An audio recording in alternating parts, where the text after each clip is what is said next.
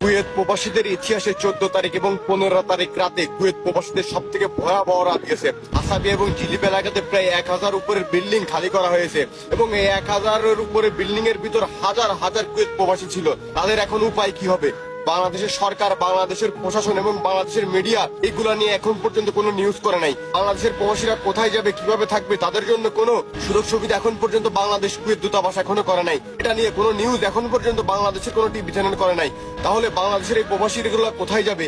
হাজার হাজার প্রবাসী বাস্তবচ্যুত হয়ে রাস্তায় রাস্তায় ঘুরতেছে, থাকার জায়গা নাই, খাওয়ার জায়গা নাই। বাংলাদেশের মিডিয়াগুলো এইগুলা কেন এখন পর্যন্ত বাংলাদেশের মিডিয়াতে প্রকাশ করতেছে না?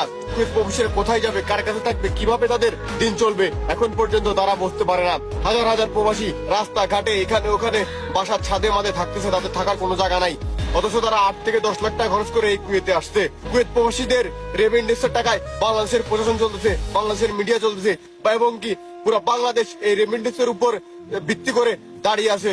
অথচ এই প্রবাসীদের নিয়ে এখন পর্যন্ত কোনো মিডিয়া কথা বলতেছে না। প্রবাসীদের কাছে আকুল আবেদন, এই ভিডিওটা মিডিয়া পর্যন্ত পৌঁছায় দেন।